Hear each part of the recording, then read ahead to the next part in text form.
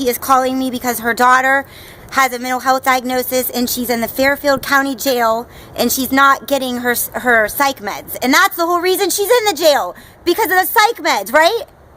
Exactly. I mean, how dumb is that? Go ahead.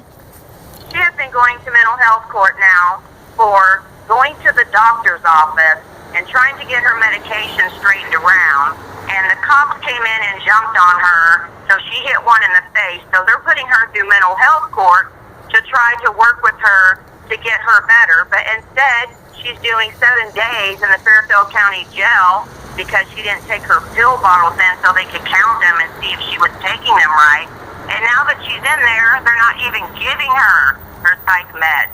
She has taken these medications for ever since she was 19 years old, and she is 33 years old now.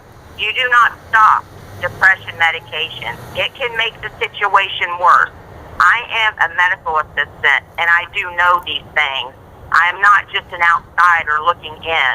I am not just speaking for my daughter. I am speaking for all of the mental health patients out there today. There needs to be something done about this.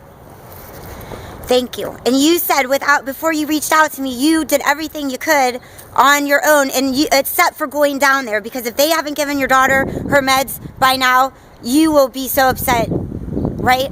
That I will probably end up in jail, because I have already called the lieutenant this morning to see why she did not receive her medication while she was in there all day yesterday. I have not been down there yet today, but I guarantee you if I do go down there and she hasn't had those medications, I am going off and I will probably end up in jail right beside her. And that's not solving anything.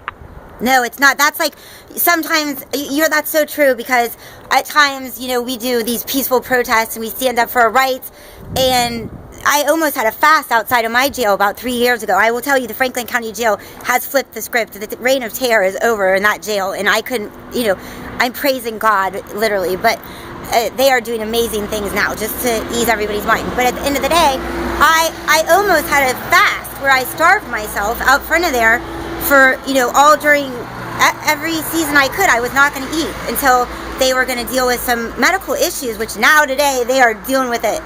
It's phenomenal. It's going to go from it's going to be a jail that people study from all over the world with the plans and also what they're already doing. So I thought I almost went out and did that fast all by myself. And then I realized there are way more people out here like you, that might call me, and I'm in a little tent fasting. I can't, it's better for me to be out here than in there. Exactly. I'll die in the name of justice, but I have to do this in an organized fashion if we want to help people, so I'd prefer to be out here if possible. Exactly. And what I don't understand also is when you're told to call somebody and then they say, well, let me check on the situation and I'll call you back. This has been early this morning, and I have not received not one phone call letting me know that my daughter is receiving her medication. And her probation officer won't talk to you? No, she will not. When she called me from the courthouse Wednesday saying, Mother, I am going to jail for 7 days, I said, let me speak to Jan. And she said no, she did not want to talk to me.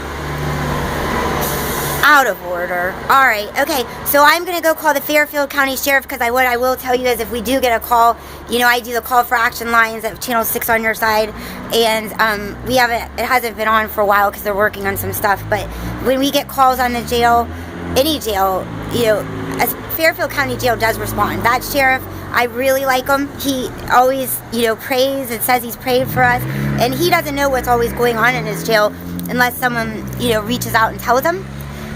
Exactly, and they don't have enough blankets to go around either to keep their inmates warm.